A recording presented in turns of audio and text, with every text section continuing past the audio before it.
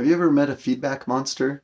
It's one of the cautions we're going to talk about today as we jump into receiving feedback with clarity, curiosity, and confidence. It's our final video in our series here on how to receive feedback, not just receive it, but welcome it with clarity, curiosity, and confidence.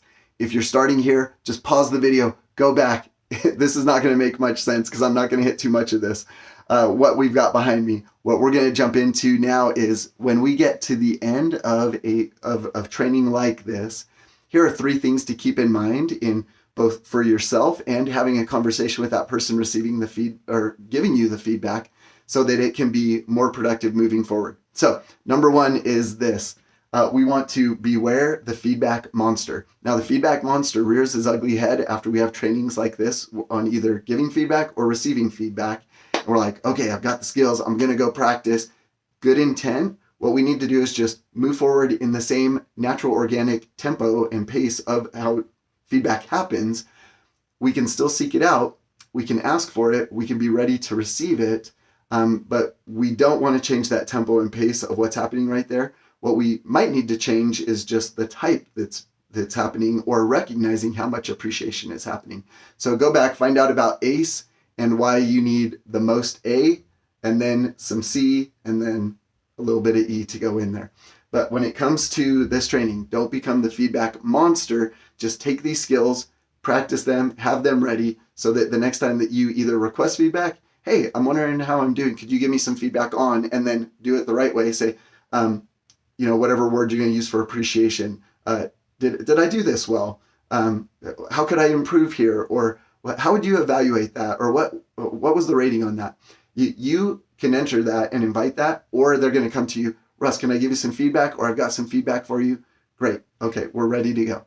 Okay, the next one is, remember in feedback conversations, we're trying to go from A to B. We're taking a look at what's the one next actionable step. We might need to get to Z, but we don't even want to get to C in this conversation yet. What we need to do is we need to figure out what's that one next best thing that needs to happen for immediate growth and improvement. And that's going to help with the third one that I'm about to talk about in a second, because if we get to C or D or E, it's going to make this third one a lot harder, and that conversation doesn't go as well. So when it comes to really good feedback, what you're doing is, yeah, we might be looking at what C, D, and E looks like, or even X, Y, Z, but we're only trying to move towards B because that is going to be quick, it's going to be measurable, or at least we're going to be able to, it's going to be noticeable, right? We can see what's happening and that we're moving in the right direction.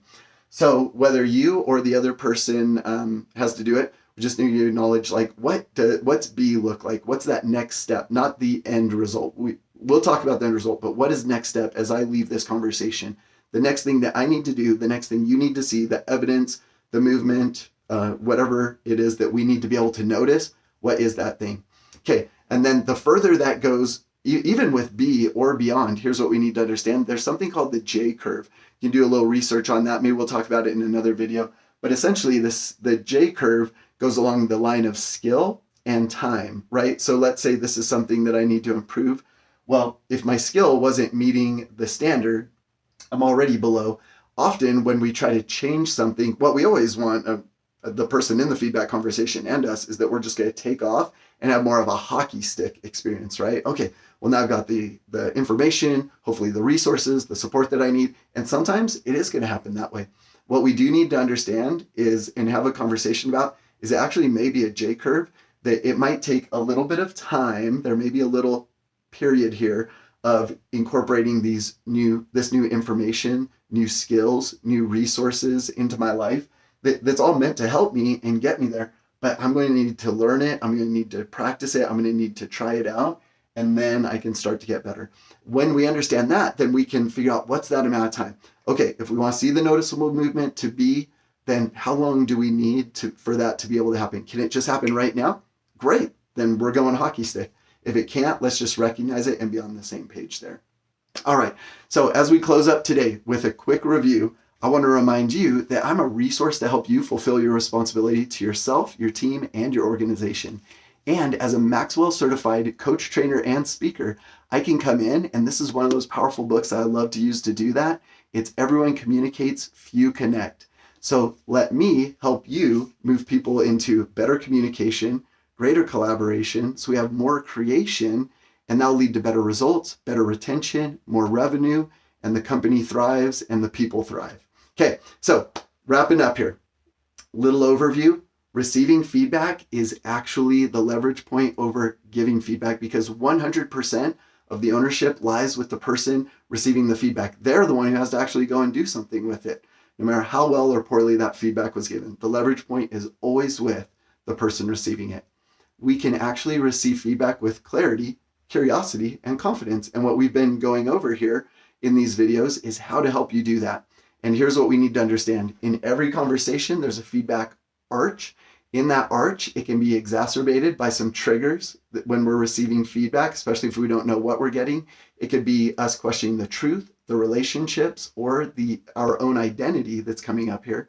And so something that can help us in that is to just understand the 3 types of feedback that we're going to be receiving, which is appreciation in different forms, coaching on a wide spectrum of coaching, and evaluation happening at key moments that are affecting my position, my pay, my profession, right? Even sometimes. And to help us to understand what kind of a feedback conversation we're getting into, we'll already know, because they'll say, Russ, can I give you some feedback? Or Russ, I got some feedback for you. Great. Is this something I need to improve or something I'm doing well? Okay, sure. Is this something I'm doing well or something I need to improve? Again, I just want to prepare my mind and my heart, mentally and emotionally, for what I'm about to get into, and then be able to guard myself here so I don't start to discount or dismiss this information or become dismissive. Or, yeah. I guess I think what I wanted to say there was defensive in this situation, right? The skills that we've got to help us do that. We've got 2 types of mirrors. Remember that flip mirror, the supportive mirror, you're good, you're enough, and the truth mirror, and you've got something to work on, and let me show you, I'm going to magnify this for you so you can see it more clearly. We've also got signposting, which we use anytime we recognize ourselves switch tracking. So we see, but they're talking about something, but the finances, or but this department, or but here's what happened. Okay, yep, that may need to be part of the conversation. It's going to be the and part. What we're going to do is we're going to signpost it, and we're going to say, okay, I recognize we need to go down this, and then I'll invite that other part of the conversation. But let's get to the end of this railway first before we get onto a new track. Then we've got the ratings, like whether it's in appreciation, coaching, or evaluation, whatever that comes to us, our response is the second score. Not how we're going to do it better the next time. It's just how am I going to respond so that I can use that for my growth and my happiness. And then that leads us into today, where we've got our 3 cautions. Don't become the feedback monster. Just let its natural course, cadence, tempo continue the way it is.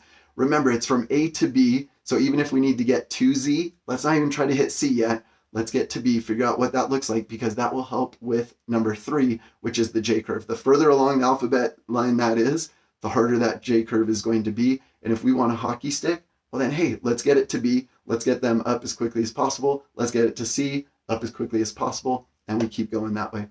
My friends, I hope this has been a blessing and a benefit to you. I want to share with you that as I learned about this, as I've trained about it, as I've even written curriculum and created products around this, it's still hard. And so this is something that we need to practice. So again, I can come into you individually, your team or your organization, and we can do everything from a 3-hour workshop to an extensive, comprehensive 10-week training based on the 10 chapters in this book to help you get all 5 of the connecting principles and practices to help you and your team. My name's Russ Simon. This is Leadership Solutions. When you've got needs, I've got solutions. And remember, Russ gets results. I'd love to come help you fulfill your responsibility and get results for you, your team, and your organization.